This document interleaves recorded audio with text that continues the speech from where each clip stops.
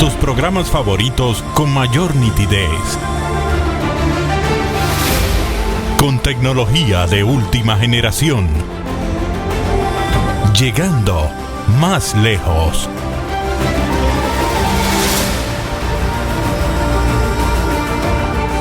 Teleimpacto, el poder de la imagen.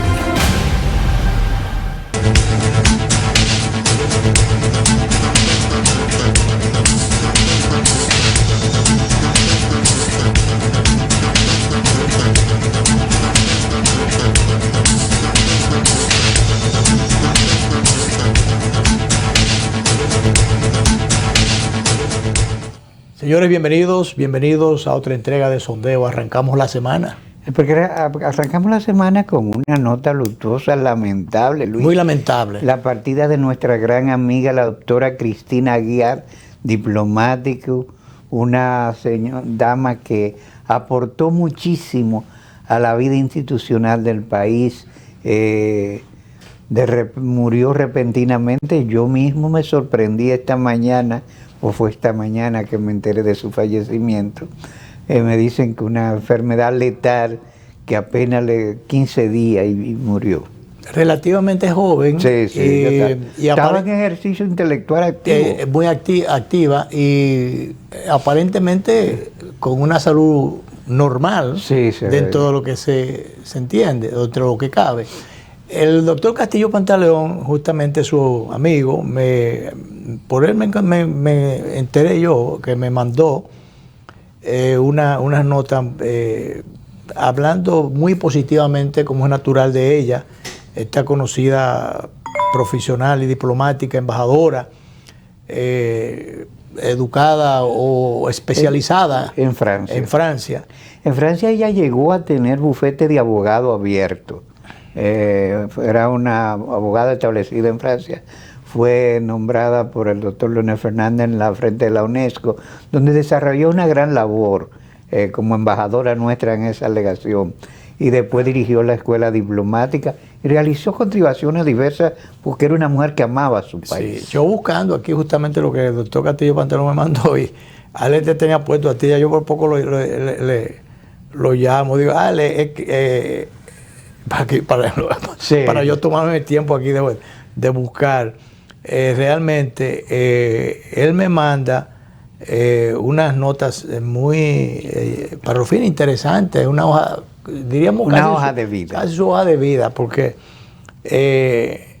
él dice que se nos ha ido una extraordinaria dominicana, una eminente jurista, una académica brillante, que brilló internacionalmente, un lujo en la academia de brillo, un lujo de profesora universitaria, una autora, una conferencista fascinante, una diplomática defensora a ultranza de la soberanía dominicana, eso que hace falta, tanto falta ahora, sí. ¿verdad?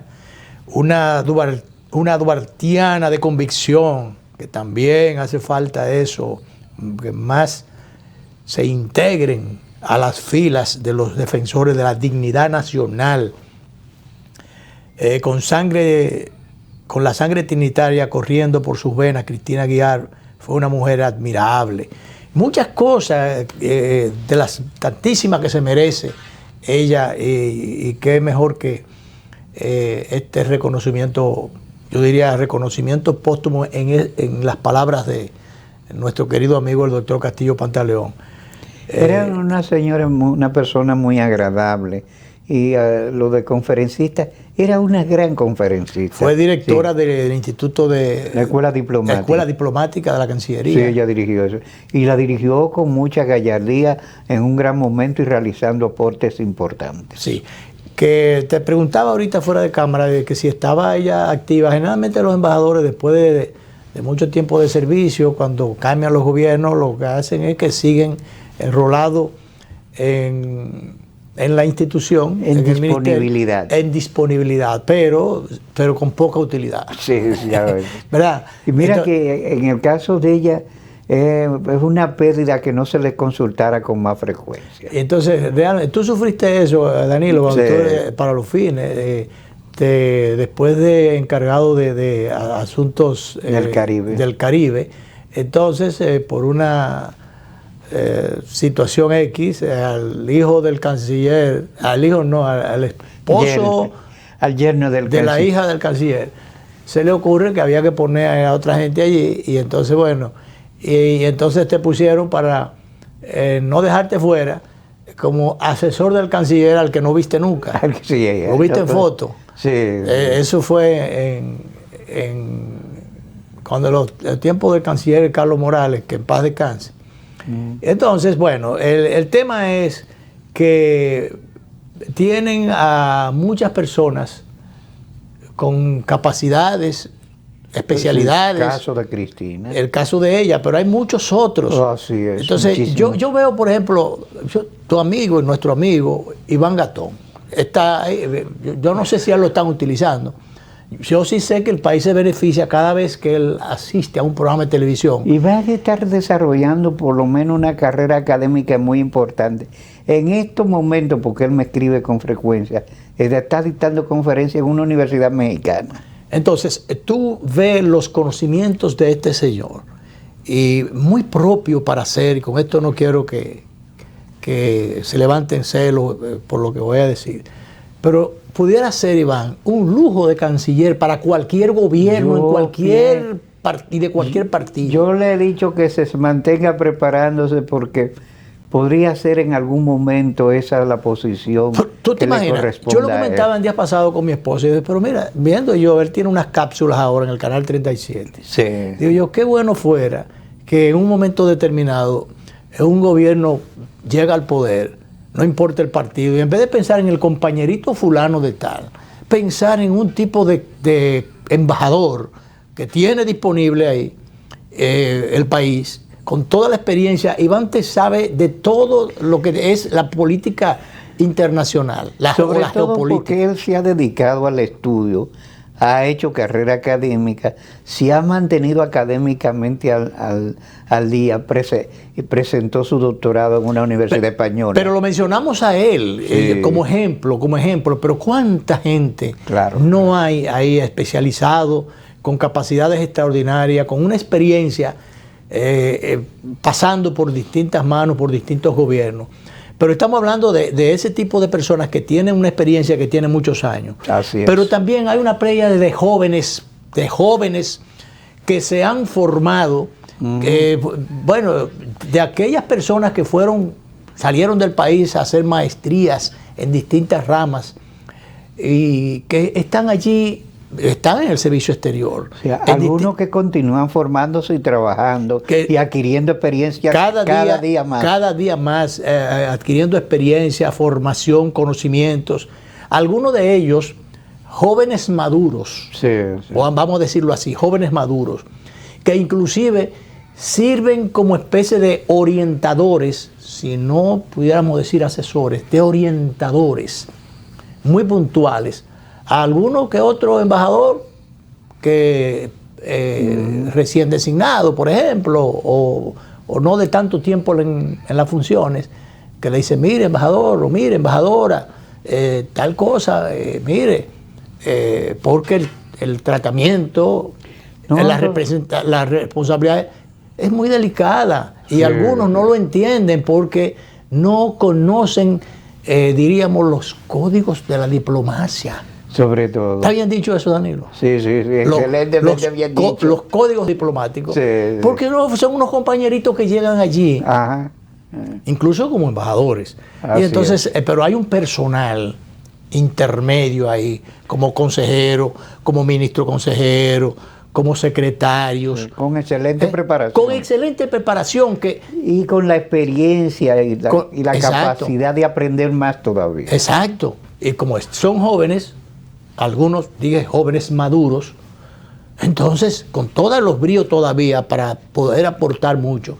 Y es una pena que a veces llegan los gobiernos, los nuevos gobiernos, y comienzan a quitar, no, que ese era del partido tal o lo puso fulano, y comienzan a buscar el pedigrí, y si, dependiendo de quién sea el padrino, si quién lo recomiende, cuando tú ves que se quedan, algunos que se quedan allí, busca lo que a todos le tienen, ¿Quién lo recomendó? ¿Por qué está allí? Que los que se quedan es porque tienen un padrino. El que no tiene un padrino detrás, se lo llevan. Así es. En todos los gobiernos. Esto no es para nadie, para ningún sello en particular. No. Al contrario. Nosotros estamos haciendo una crítica institucional sin dirección de menoscabo a ninguna persona. Claro. Entonces, ¿qué quiero ya para de colofón para sellar, y diríamos, ese tema? Lo que yo quiero sugerir, plantear, que si tengo la oportunidad de ver al presidente en algún momento, se lo voy a sugerir, es que aquellas personas, hacer una evaluación del desempeño de una serie de jóvenes que están allí. No miren que quién lo nombró, en qué año llegaron, sino que tienen mucho tiempo allí o tienen varios años allí. Averigüen su perfil, su formación y la experiencia ya, el desempeño, y vamos a ascender a esos muchachos, a promover a esos muchachos. Te lo digo, mira por qué, Danilo, y tengo experiencia, o por lo menos referencias en esa dirección. Resulta que te llevan allí, tú tienes un muchacho que secretario, tiene que sé yo cuánto, 4, 5 años, 6 años, a veces tiene 10, 12 años allí, secretario, segundo secretario, tercer secretario, primer secretario. Entonces vienen, rían y te mandan uno, ministro consejero, que es el que está en capacidad, que hace de encargado de negocios. Sí, eventualmente. Y sustituye al embajador si el embajador está ausente. Entonces, ¿qué pasa? O reemplaza al embajador mientras esté ausente. ¿Qué pasa? Que hay veces que esos recién llegados con ese rango por ahí arriba, con respecto a otros que tienen 5, 6, 8, 10 años allí en la posición, o 12 años, y no lo mueven de allí, ahora lo que se está haciendo es, y muy bien, lo están rotando, para que tenga experiencia en distintos países, pero la jerarquía es importante, porque llega un muchachito o una muchachita con mucha conexión política, ministro consejero, a mangonear, como se llama aquí, Luis, a veces el que está allí tiene 7, 8, 10 años de experiencia y los estudios. Y nombra uno las dos cosas, la experiencia, el tiempo, los estudios. Sí, y nombra uno con conexiones partidarias que no tiene ninguna de esas cosas, pero le han dado un puesto importante y viene a jefear. Sin conocimiento. O a bajarle rango, a bajarle los rangos. Entonces, por eso es importante. Es importante. Ese es un tema de Estado. Estado. Es un tema sensitivo de nuestra diplomacia. Que en un momento determinado yo le voy a escribir algunas líneas al presidente, porque yo sé que hay que hacerlo. En un momento determinado, en una embajada X por ahí, había una persona muy preparada, tercer secretario. Bueno, pero segundo secretario, ¿tú sabes quién era? El chofer de la embajada. El chofer de la embajada, sin ninguna formación. Era el chofer de la embajada, ya era segundo secretario. Y entonces una persona joven, tercer secretario, con todos los estudios hechos, habidos y por haber. Imagínate. Y oye, no. Entonces esas cosas, o sea, son distorsiones. Distorsiones que hay que corregir. Que Kissinger cita en su libro una cantidad de personalidades de perfil académico y compromiso con relaciones exteriores. Y decía él que el gran mérito de los Estados Unidos era tener a esa gente que le habían servido, decía él, a 10 o 12 administraciones distintas, comprometidos con el país, con el Estado federal y no con los partidos. Exacto, porque ese tipo de gente son los que se constituyen realmente y efectivamente en servidores del país. Claro. Los otros son servidores del partido. Del partido. Entonces, eso no puede ser. Bueno, para concatenar ya, seguir en la misma orden el tema, hay la primera plana del Listín Diario de hoy, a gran despliegue, resalta una especie de, diríamos, affair o encuentro. Pusieron del expresidente Fernández. El artículo central del presidente Fernández. Lo pusieron como primera plana. Como información principal de primera plana. Estuvo muy sustancioso. Del expresidente Leonel Fernández, que al referirse al tema de la ley de trata, pues... Que yo lo hubiese puesto así, yo digo, Leonel puntualizó al canciller algunas cosas, porque el canciller descargó. Claro, entonces, pero el presidente Fernández él plantea que dice lo que había dicho el canciller de que manipulación y una serie de cosas. Dice, sin embargo, quien realmente se ha convertido en un manipulador de situaciones y respondiendo, dice él, a intereses, refiere o da a entender que a intereses que no tienen que ver nada con el interés nacional, no. Y que inclusive del cual, dice él, defendiendo el proyecto de trata, que refiere el presidente Fernández, que por prudencia el propio gobierno lo ha retirado. Así es. Dice, o sea que le da un tratamiento muy protocolar, si se quiere. ¿Sabes qué, muy prudente el presidente Fernández. El doctor Leonel Fernández, que es un hombre que le gusta manejarse sin ataque directo, sin estridencias, pero en realidad lo que hay que decir es que este canciller, y yo no sé cómo el presidente no se ha dado cuenta de eso, tiene pobres compromisos con la nación. Es un hombre que ha vivido toda la vida fuera del país, que tiene sus intereses y sus capitales y todo fuera de este país. Entonces, el presidente Fernández sugiere, y yo creo que tiene sobradas razones para eso, que él tiene compromiso con otras agendas. Claro, el presidente Fernández dice que ¿qué persona sensata, sensible al respeto de la dignidad humana podría estar en desacuerdo con la debida protección de las víctimas de trata de personas? ¿Quién objetaría a inclinarse reverente a favor de los derechos de las mujeres, de las niñas, de los niños sometidos a maltrato y la explotación de delincuentes que operan a nivel internacional? A decir verdad, nadie. Al revés, todos con espíritu humanista y solidario nos sentiríamos profundamente regocijados de ser parte de una lucha de reivindicación de derechos fundamentales de la condición humana. Frente a esto, ¿cómo explicar entonces que el gobierno dominicano haya tenido que ordenar el retiro de un proyecto de ley sobre trata de personas, tráfico ilícito de migrantes, que en principio se entendía iba en protección de los más vulnerables y desvalidos? Algo desacertado debía tener ese proyecto de ley, puesto que concitó la crítica acerba de la opinión pública y el rechazo enardecido de distintos segmentos de la sociedad dominicana. Lo primero es que existía un peligro de convertir a los inmigrantes irregulares en víctimas de trata y al ocurrir eso impedían al Estado dominicano ejercer su derecho soberano de deportación de quienes estén ilegales en nuestro territorio. La maquinación del canciller dice, en un intento con fines politiqueros que pretende confundir y tergiversar, el ministro Álvarez se pregunta quién gobernaba en el 2007 cuando el Poder Ejecutivo creó la Comisión Interinstitucional contra la Trata y el Tráfico Ilícito de Migrantes.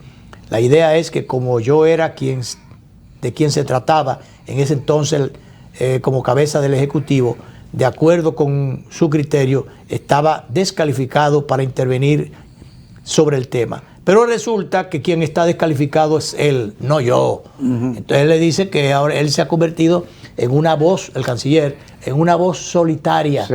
Mientras la conciencia nacional, todos los sectores nacionales. Incluso el propio presidente, retirar ese proyecto. Que ha sido muy prudente y muy atinado, ya lo resaltaba en la columna del sábado, cuando dispuso retirar esto para buscar el consenso, yo creo que ahí no hay que buscar ningún consenso, ahí lo que hay es que engavetar ese mamotreto, ese adefesio, engavetar esto, y realmente no hay por qué responder a agendas y mucho menos a presiones internacionales. El que se deja presionar es porque quiere, porque realmente Aquí no ha pasado nada cuando un presidente o una autoridad importante del país se ha empantalonado y le ha dicho a quien tenga que decirle lo que hay que decirle, de las mejores o de la forma que sea, pero decírselo. No ha pasado nada. No ha pasado nada. Entonces, no hay por qué estar respondiendo. Yo recuerdo, y uno lo saca siempre a colación porque son verdades históricas o referentes históricos ahí. Cuando en un momento determinado el doctor Balaguer dejó sentado a un embajador de la gran embajada, gran potencia del mundo norteamericana. Un embajador importante. Importante, sí, pero lo sentó en el banquillo ahí, digo, no de los acusados, sino en el banquillo en el banquito de la marquesina de... Que tú sabes que el doctor Balaguer, que de su casa ahí en la Máximo Gómez, que había sido diplomático, lo que hizo fue responderle, porque ese embajador se presentó sin cita previa. Claro, y que aquí estoy yo cuando lo recibe el presidente, lo dejó sentado en el banco ahí. Exacto. Bastante incómodo ese banco. Bastante ablandaba mucho glúteos esos bancos. Entonces, nada, y no pasó nada, ni va a pasar nada nunca si un presidente se empantalona. Que no es verdad que va a pasar nada. Por eso yo no vi muy bien cuando en meses ya ha pasado, cuando veo que viene al país una subsecretaria para asuntos de derechos humanos. Para asuntos de derechos humanos. Y el gobierno, un tema tan sensitivo, entonces le reúne al gabinete. Que eso fue hasta impropio del protocolo diplomático. El protocolo que debieron sugerirle al presidente en ese momento, que la recibiera el canciller en Cancillería. O el vicecanciller. O el equivalente, un vicecanciller. Pero el jefe del Estado con el gabinete en pleno, a una subsecretaria que viene a bajar línea. No, pero ven acá, una muestra de rechazar ese baje de línea o no aceptación, demostración de no aceptación de esas líneas, era decir, no, que la reciba el canciller, o en su defecto su equivalente, un subsecretario, pero no venir, porque ven acá, que en ese sentido más diplomática fue cuando vino la jefa del Comando Sur, la generala que vino al país, que cuando le preguntaron por el tema de las relaciones que ya por algunos asuntos imprudentes, algunas agencias internacionales, algunas agencias de estas que defienden determinados intereses se habían pronunciado. Varias ONG. Le preguntaron a ellos, no, las relaciones del país, creo que fue a propósito de la penalización que le hicieron, las sanciones al Central Romana, que se vio como una señal de desplante o de presión al pueblo dominicano y al gobierno dominicano, aunque se trataba de una empresa privada y norteamericana por demás. Se entendió que eso era un mensaje, un metamensaje. Y entonces le preguntaron a ella, y como toda general, yo no voy a decir político partidaria, pero diplomática entonces, y una respuesta tremenda. Y yo, no, pero las relaciones del país, de nuestros países, ambos países, están mejores que nunca. Son muy buenas. Y mira, y no pasó nada. No. Entonces, bueno, pues, director, disponga.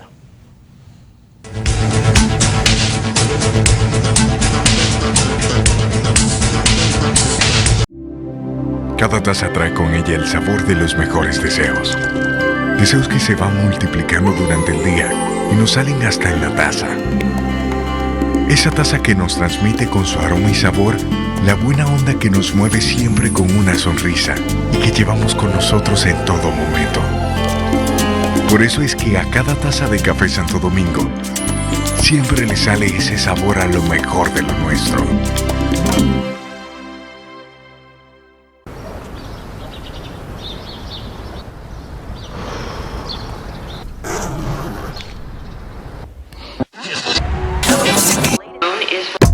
Al ritmo de la ciudad y en cada rayo de sol, la música que se escucha la pone en tu corazón. Un canto lleno de esperanza nos une como nación y llena de gente buena que vive con emoción. Al ritmo pop se sueña, al ritmo pop lo logra, al ritmo pop tú ríes, al ritmo pop crecemos. A cada día que pasa casa, ponle toda tu pasión, verás cómo estando unidos el futuro será mejor. Al ritmo pop se puede, al ritmo pop vivimos, al ritmo pop celebro, al ritmo pop lo haremos. Cada paso que damos juntos marca el ritmo para construir un mejor futuro para todos. Popular, a tu lado siempre.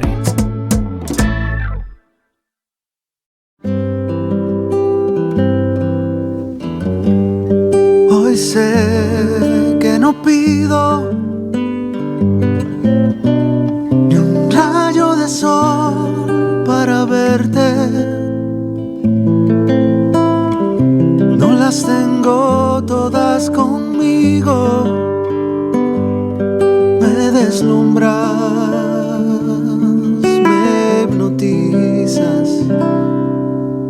De repente renaces despierto, no pido nada.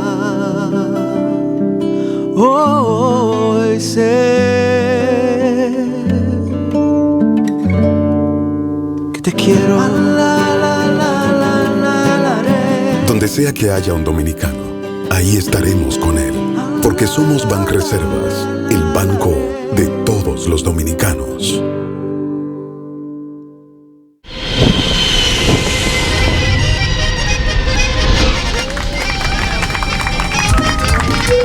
Ser dominicano se pega.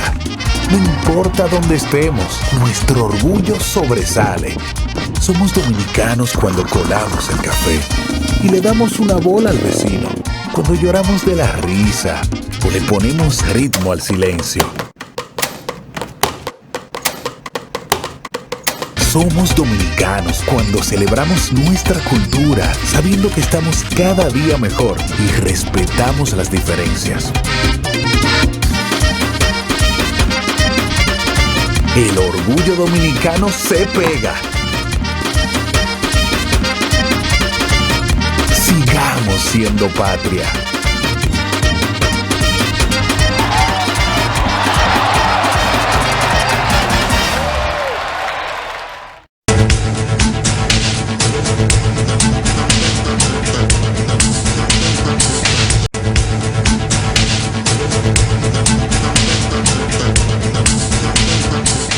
A mí me gustan esos mensajitos interesantes.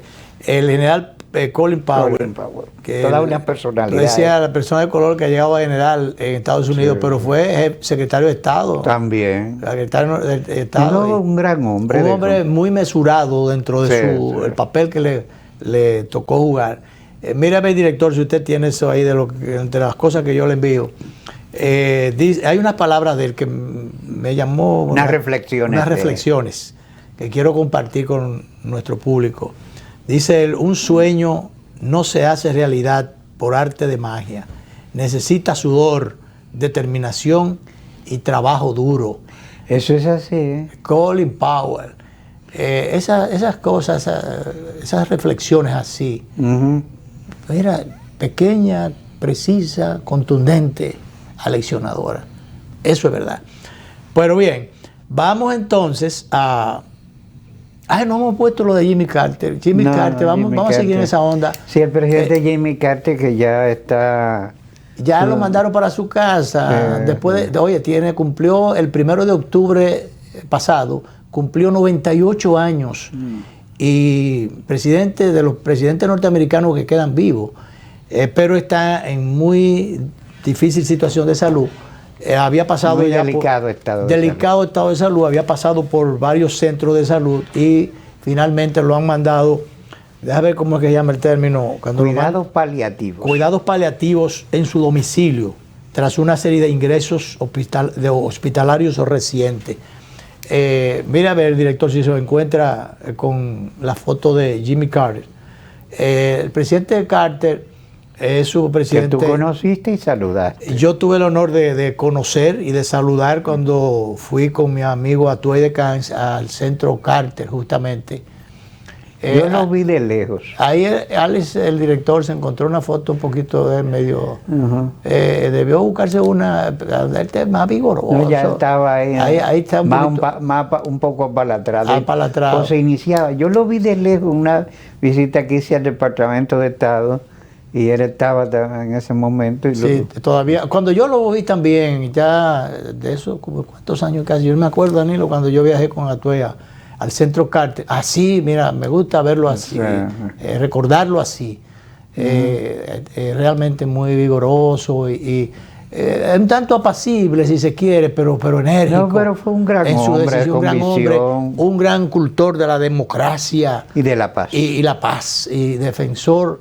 A él no le dieron el premio de la paz, premio Nobel de la Paz, yo creo, sí, creo, sí. ¿verdad? Sí, creo que sí. Búsqueselo ahí, director, en el doctor Google. Yo sé que... yo creo que le dieron el premio porque es que él trabajó mucho el tema de la democracia y la paz en el mundo. Así es. Y acuérdate que jugó una... dice el director que es nuestro asistente. Confirma, sí. Asistente necesario, porque, porque eso hay que reconocer eso.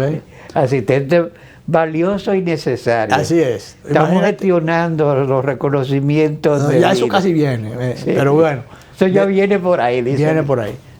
Lo único que hay que hablarlo con Minicito, pero bien. El asunto es que yo tuve el privilegio de saludarlo en el Centro Carter, saludarlo, conocerlo, y andaba yo con Atuey. Esa vez fue también el presidente Fernández, después hubo un almuerzo, después de auspiciado también por el propio Centro Carter. Y yo siempre refiero que algunos de los temas que se trataron allí fue las preocupaciones que se tenían y que todavía se siguen teniendo sobre el financiamiento de los partidos. Fíjate que ese es un tema aquí de moda y no resuelto todavía. El origen de los recursos para el financiamiento de las campañas políticas. Porque se corre el riesgo, así se planteó allí y es una realidad, de que en un momento determinado la incidencia del narcotráfico en las campañas electorales o los procesos políticos electorales puede ser tan determinante que pueden dar lugar a la implantación de un gobierno, un determinado presidente. Y atar a los gobernantes a agendas pecaminosas. De pies y manos y conducirlo, como tú dices, a agendas no santas.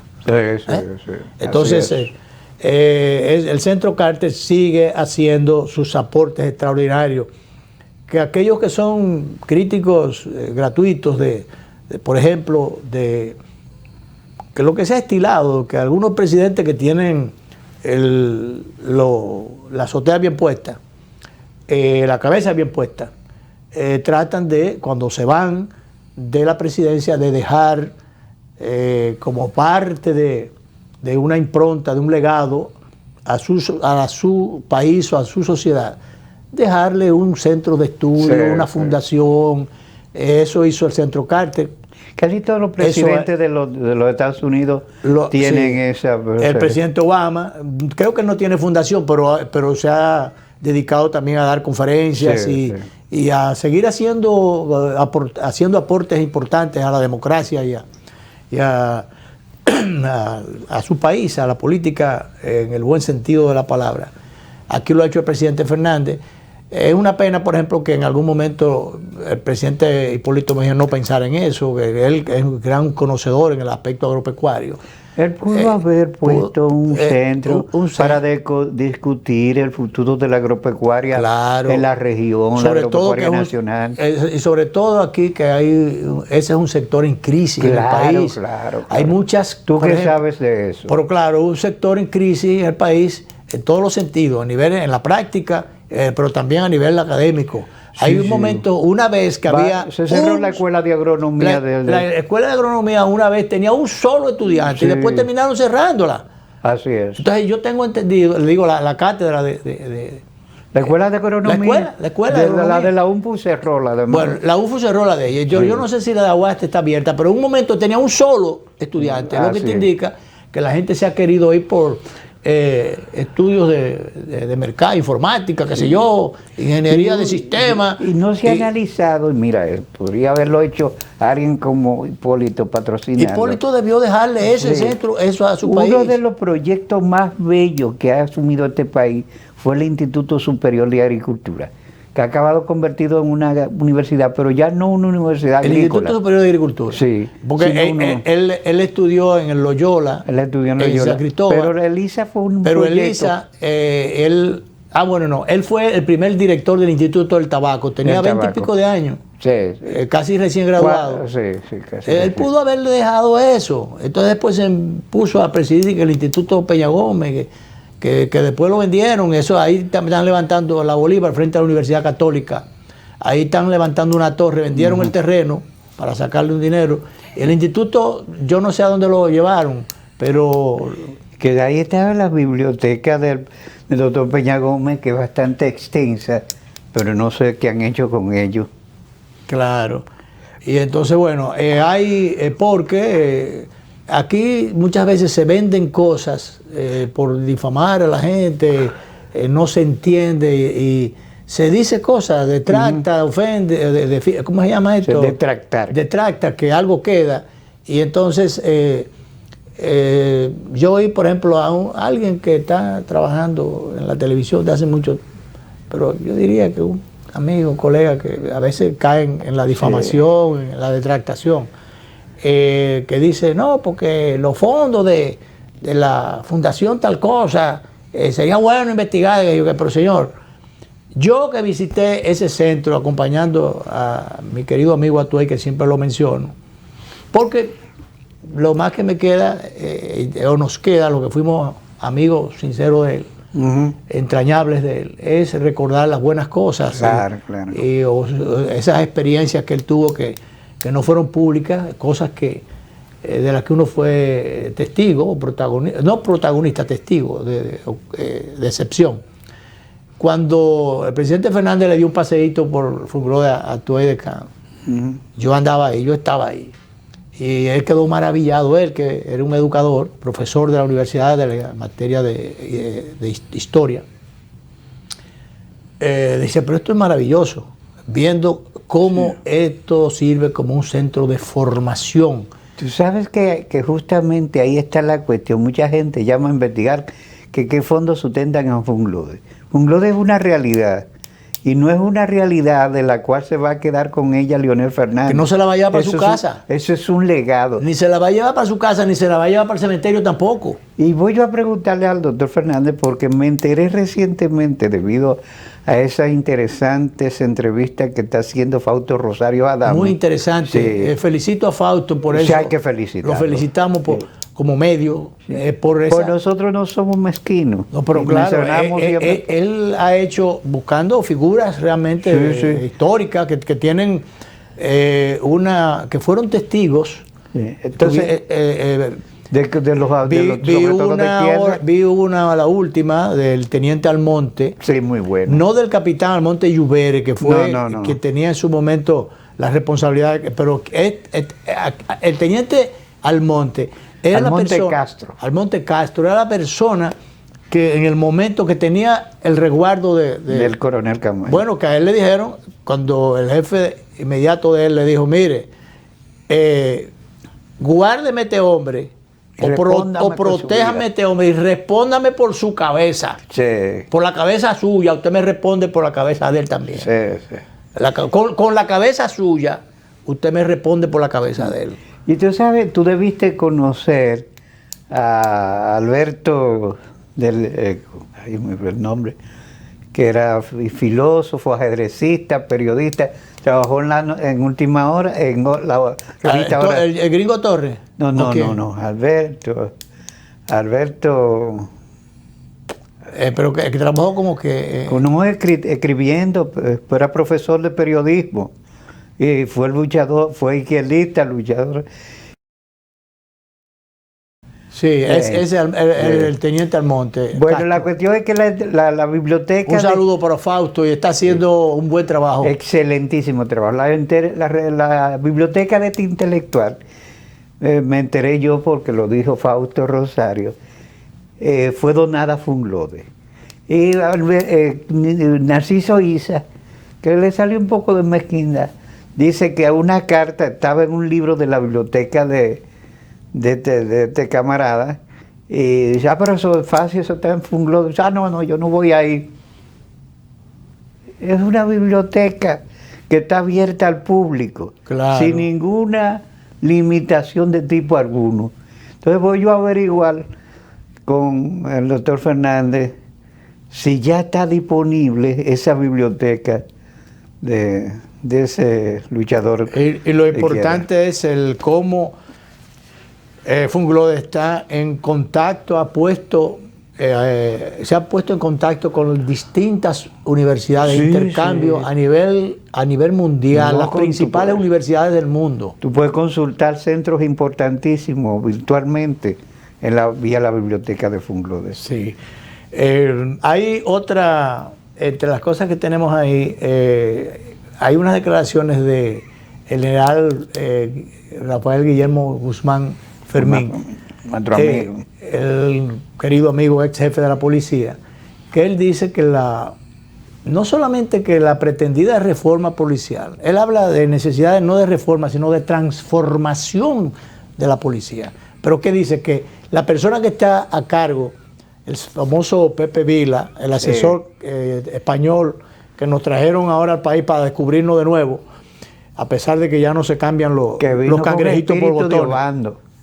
Vino con espíritu de Obando. Con espíritu de Obando. Entonces, bueno, realmente dice él que este señor ha quedado invalidado para seguir manejando el proyecto o la pretendida reforma policial, porque sencillamente este señor le hizo no fue una sugerencia, fue un pedido indecente, diríamos, sí, al general Brown. Una propuesta indecente, así es el título.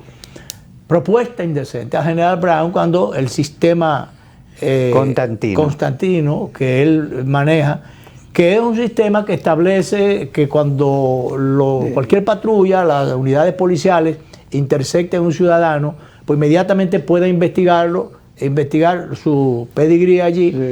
Entonces, si dependiendo del perfil, tiene cosas pendientes o qué sé yo, entonces si amerita que haya que detenerlo y continuar las investigaciones, se detiene, pero si no, se lo manda seguido para su casa. Sí. Entonces ese sistema lo creó el general Brown y este señor ha querido que le puso un precio, que le iba a dar tanto. Sí, él quiere comprar. Entonces, ¿cuál es el tema? O él viene a asesorar o viene a hacer negocio. Bueno. Entonces, dice que eso es un fracaso. Y yo me inscribo también en lo mismo. Vamos a ver qué dice el general Fermín, Guzmán Fermín. Y yo creo que falta otra pausa, director. Sí, creo que sí. Vámonos por ahí entonces. Yo anticipo el fracaso de la reforma de la policía. Desde ya. Lo anticipo. ¿Por qué? Bueno, porque hay unos audios que han salido por ahí, que ya está en todos los medios de las redes sociales, son cuestionables en las acciones del señor Vila para obtener un software de una mala manera. Porque el mismo Vila se autodescalifica ya con esos videos, se autodescalifica él mismo. Por lo tanto, ya ahí no hay liderazgo hoy en día capaz de conducir con confianza un proceso de reforma institucional. Por lo tanto, ya con esos hechos, solamente con eso es hecho. Anteriores más todavía, pero con eso ya es suficiente para que eso fracase la reforma.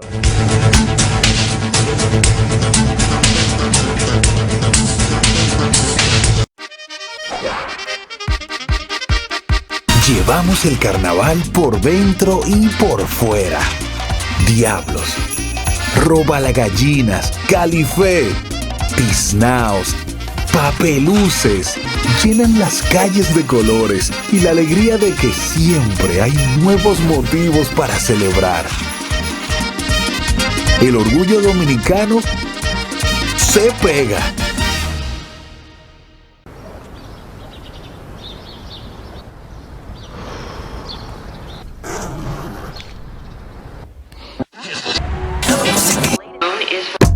al ritmo de la ciudad y en cada rayo de sol. La música que se escucha la pone tu corazón. Un canto lleno de esperanza nos une como nación y llena de gente buena que vive con emoción. A ritmo pop se sueña, a ritmo pop lo logra, a ritmo pop tú ríes, a ritmo pop crecemos. A cada día que pasa, ponle toda tu pasión, verás cómo estando unidos el futuro será mejor. A ritmo pop se puede, a ritmo pop vivimos, a ritmo pop celebro, a ritmo pop lo haremos.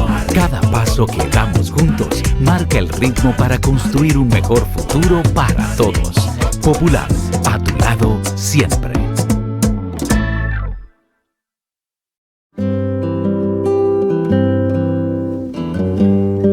Hoy sé que no pido ni un rayo de sol para verte.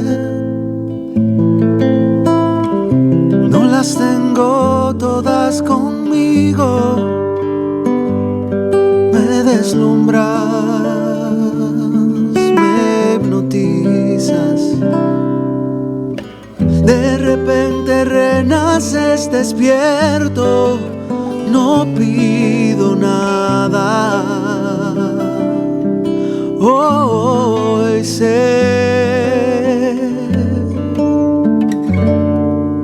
que te quiero. Donde sea que haya un dominicano, ahí estaremos con él, porque somos Banreservas, el banco de todos los dominicanos.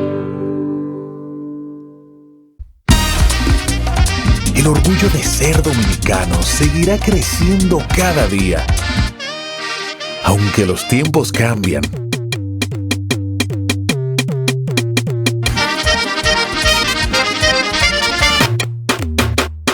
la esencia es la misma.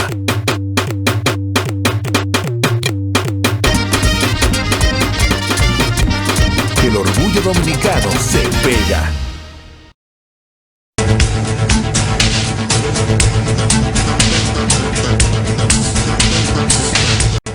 Siempre resaltamos el trabajo que ha hecho el Tribunal Constitucional. Nos mandan una invitación para el 7º aniversario de La Voz del TC, que es La Voz del Tribunal Constitucional.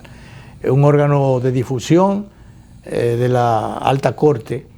Esto va a ser para el miércoles 22 a las 6 de la tarde en el Salón Bonanza del Hotel Sheraton, en la avenida George Washington.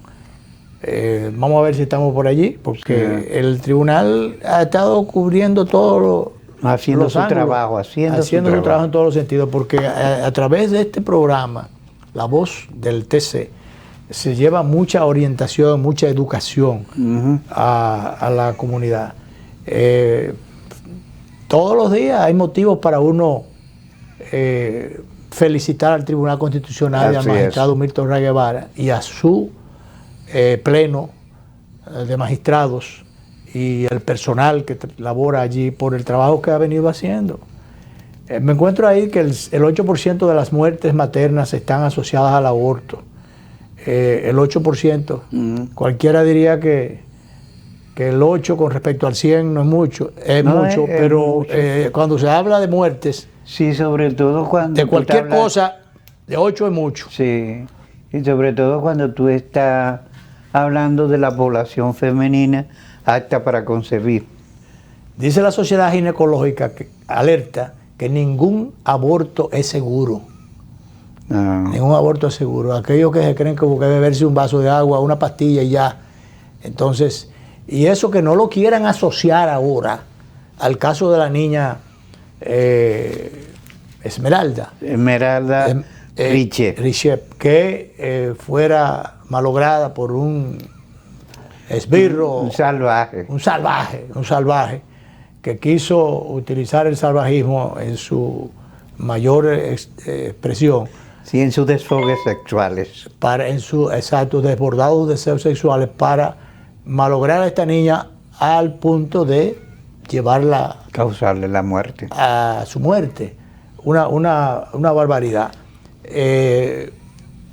Veo en el editorial dedicado a Esmeralda, del Diario Libre de hoy, varias cosas.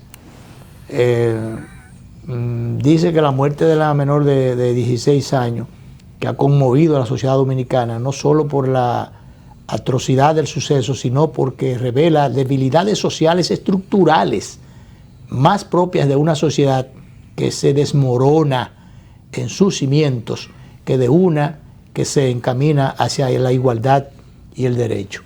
¿Es verdad? Eso es cierto, nuestra sociedad está atravesando una profunda crisis institucional, Luis. Fíjate tú cómo se han incrementado los números de fratricidios. Hermanos que matan hermanos, e incluso un muchacho mató matando a su madre el otro día. día. Son 3 casos en los últimos 20 días.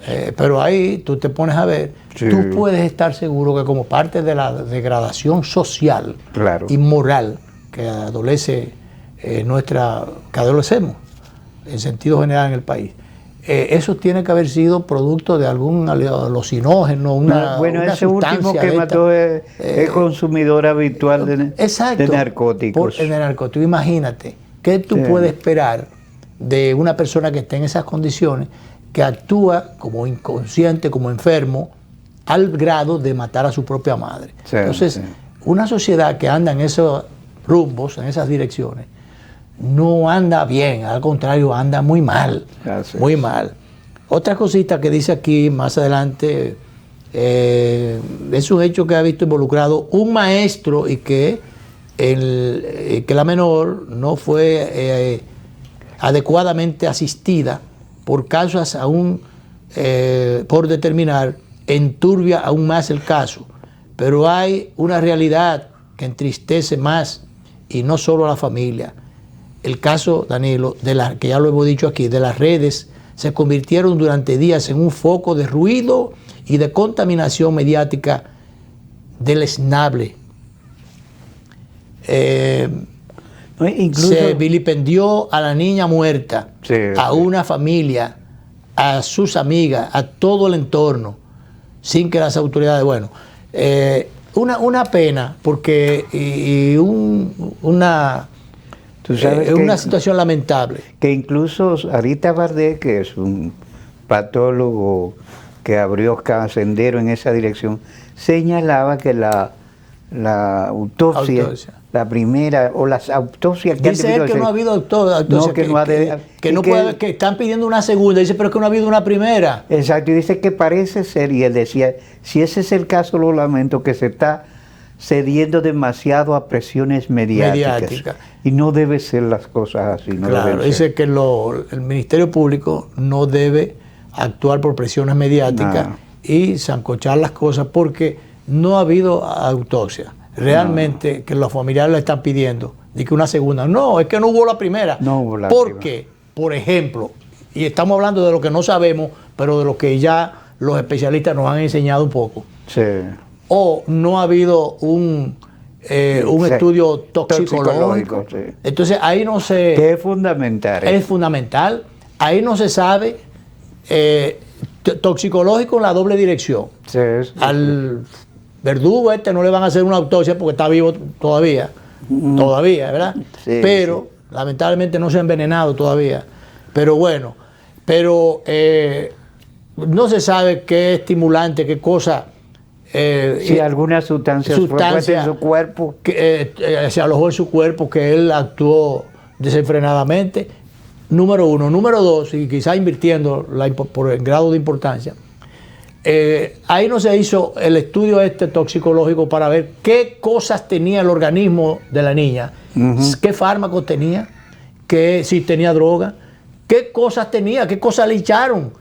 Y entonces, porque se quiso hablar en principio de embarazo. Señor, ahí no hubo ningún embarazo, nada. Ese señor violó a esa niña ese día, la sedujo, la condujo y hasta la encerró, una que le costó la vida. Entonces, ahí se han querido disfrazar una serie de cosas.